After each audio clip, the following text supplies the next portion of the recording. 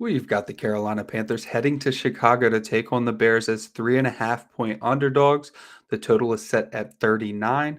This is Showdown coverage brought to you by SharpFootballAnalysis.com. I'm your host, Adam Wilde. And before we jump over to DraftKings, it may be a new week in the NFL, but free week continues at Sharp Football Analysis, and viewers can still get 7 days of free access. Get all of your betting recommendations, sides, totals, props, detailed game previews, and predictions from every NFL matchup in Week 10 and Week 11, plus fantasy football player rankings, DFS best plays, and complete access to all of our exclusive content. All of this for free if you go to sharp.football. That is sharp.football. Go check it out. Can't beat free. So let's jump over to the slate. This is a tough one. It is very difficult when you have a low total and you have two teams that are bad in all phases of the game. You don't have a defense that you can comfortably stack against. You don't have an offense that you can comfortably stack. So it leaves a lot to the imagination, and it really comes down to pricing as well. And we are going to see that in just a moment, that the slate basically just revolves around what value you can get.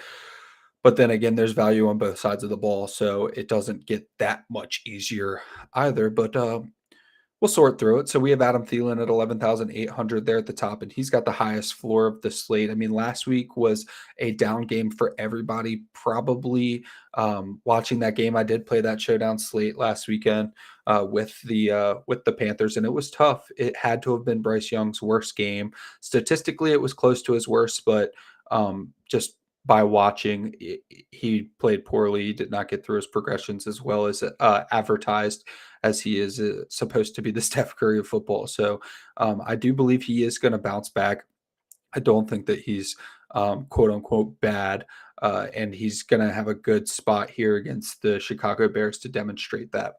So Adam Thielen at 11,800 is pretty viable, given that Bryce Young is relatively cheap there at 9,800, and the pair can be easily fit because there are so many cheap options on this slate. So Adam Thielen's the biggest priority of the slate by far because we don't have Justin Fields. I did write the entire article when Justin Fields was looking like he may play. By the time I finished writing the article, Justin Fields was doubtful. So Justin Fields looks like he's not going to be playing. I did rewrite that article, and that means a lot for DJ Moore. Through 5 games with Justin Fields, DJ Moore, his target share was incredible. I think he had close to 7 targets a game, and in 3 of the 5 games, he had over 100 yards. With Tyson Bagent, has not been the same. DJ Moore has had about 5 catches a game, about 50 yards, no touchdowns yet with Bagent. And kind of conversely, Mooney did basically nothing with Justin Fields through the first 5 games, and then has actually had a decent role with Bagent at the helm. So we'll get into that a little bit. But DJ Moore was my favorite play of the slate. Now he's not quite a priority there at 10,600 when you have so many options under him that are going to project similarly or better, specifically Young, Bagent, probably not Foreman, but Hubbard has a very nice role. Those guys are going to be priorities just given the price disparity. That brings you down to Bryce Young. Talked about him just a little bit. He attempted plenty of passes, 39 passes. He threw 3 interceptions. I think he did throw 1 touchdown. So he's somebody that we're going to be able to lean back into. And the reason that you're going to be more comfortable leaning into Bryce Young, not just because he's going to pass a little bit more than we're going to see from Bagent and the Bears, but his receivers are so cheap outside of Adam Thielen. So if you already want to prioritize Adam Thielen, then that puts you on the Bryce Young bandwagon. And once you get on the Bryce Young bandwagon, then you've got 2 really, really cheap options staring you right in the face. So now you're all in on the all in on the Panthers before you even really thought about the slate too much. Bagent had a nice floor last week. It is the only game that he demonstrated that rushing upside, but he did have 8 carries for, I believe, 70 yards. I mean, starting with a floor of 7 points when you're only 9,200 and you're probably going to throw for a passing touchdown is pretty incredible. And you can get Bagent in there for relatively easy given the 2 Panthers that we're going to talk about soon. So Bagent's going to be a great option. You're going to have to pair him with somebody relatively cheap that we'll get to in a minute, but great option, even if you're going 4 deep with the Panthers. And that brings us to Foreman.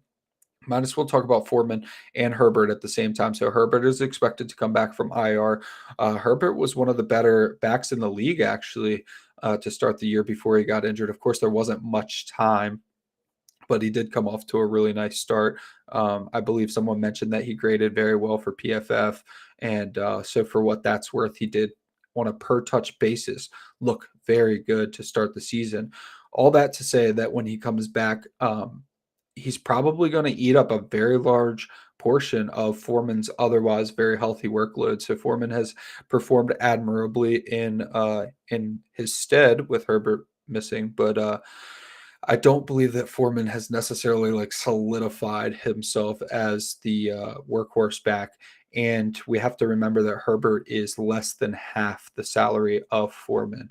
So it's really difficult to go play Foreman over Herbert when not only is Herbert the player that the team would like to start, he's also a better receiving back. So he has multiple avenues for finding success. That does not mean that Foreman's not viable. In fact, with Justin Fields out, Foreman is super viable with Herbert.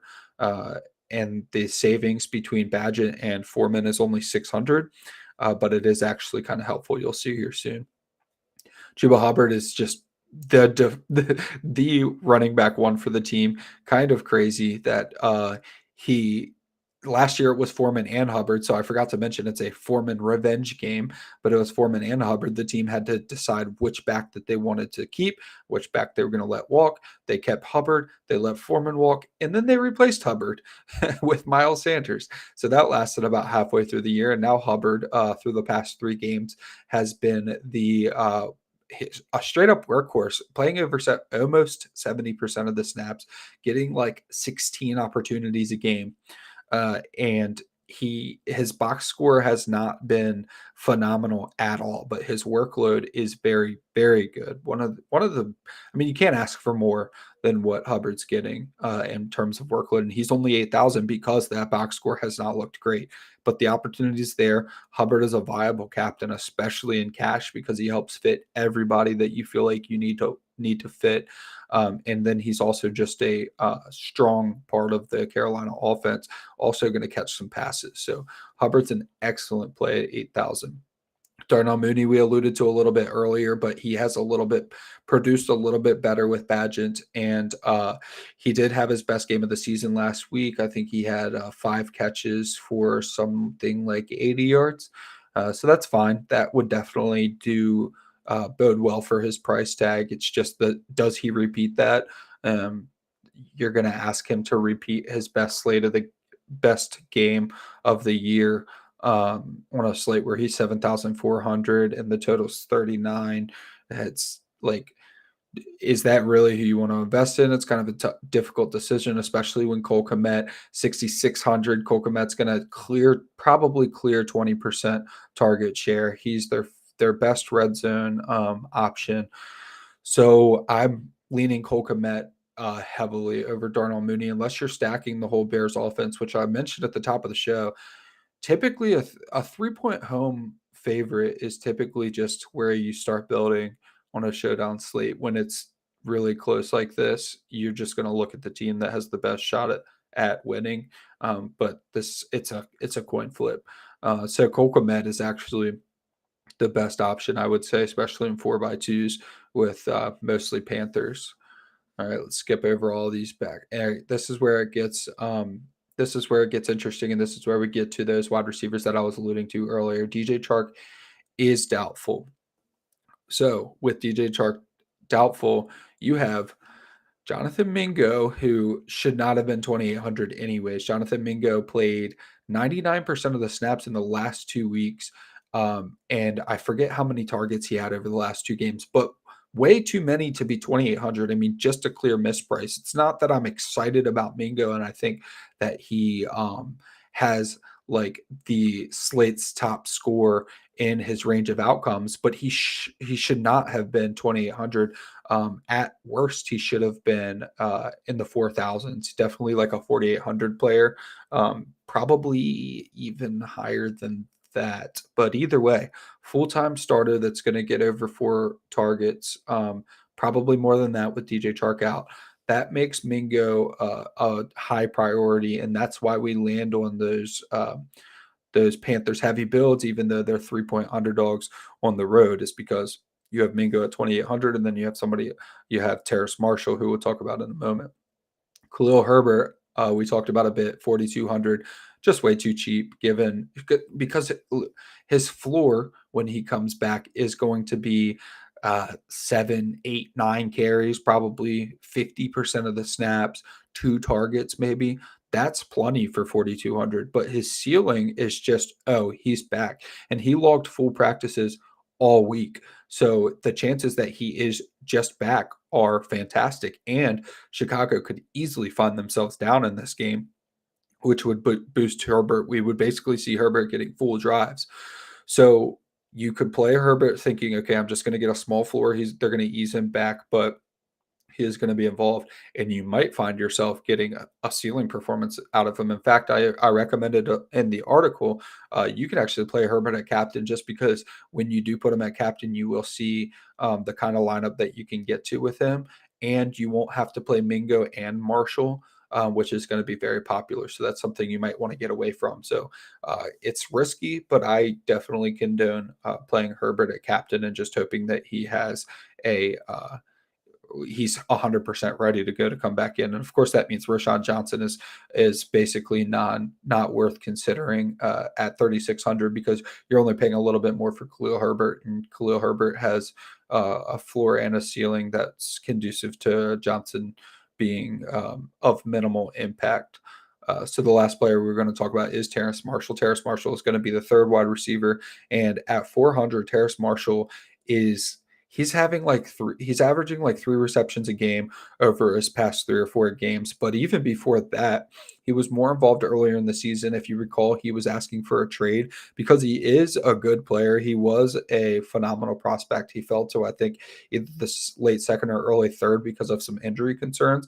But you have to remember, he was fantastic for LSU. And so he asked for the trade once his production dipped. But earlier in the year, he has an 8-target game and a 10-target game. So he definitely has a double-digit target game in his range of outcomes at 400.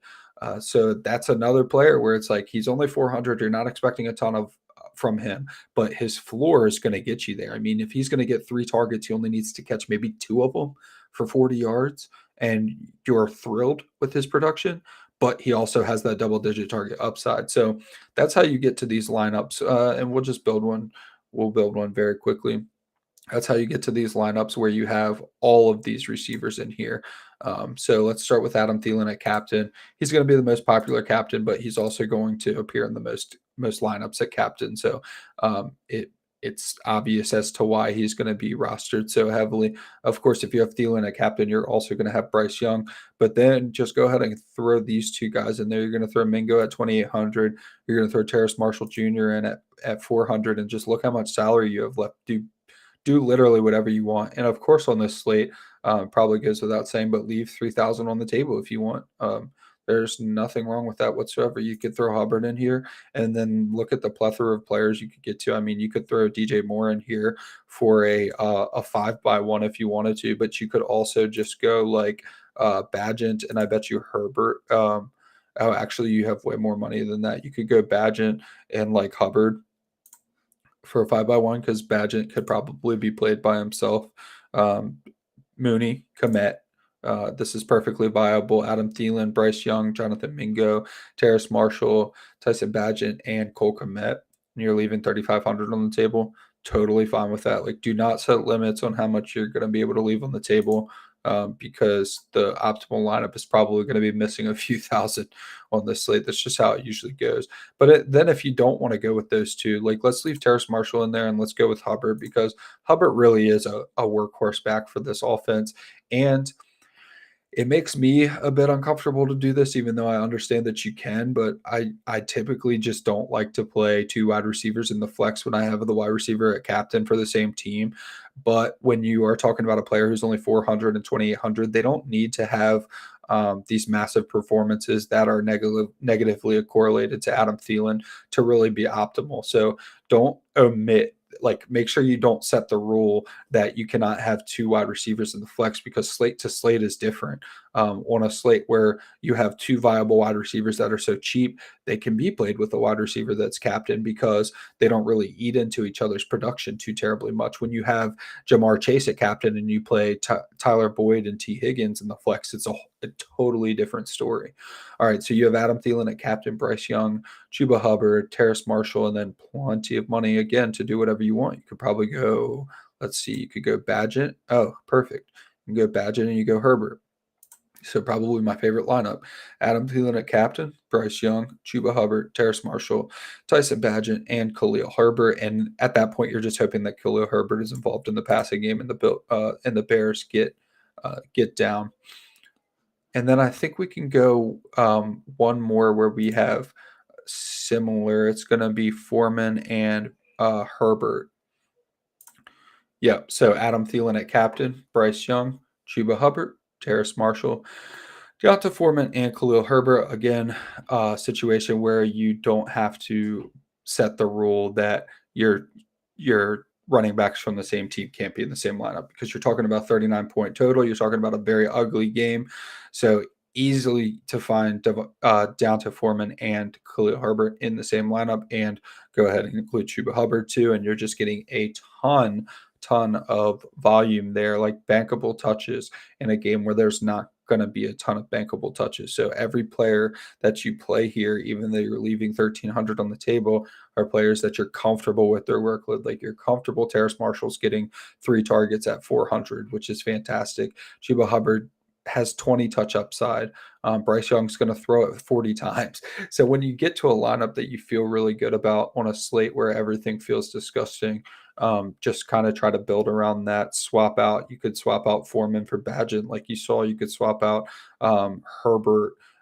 Try to get in like Cole Kmet, and then you'd have to go down from Hubbard, go with some 3x3s, things like that. So that's going to do it for this slate, brought to you by sharpfootballanalysis.com. I'm your host, Adam Wilde. Make sure you go to sharp.football for your free week of all of our content there.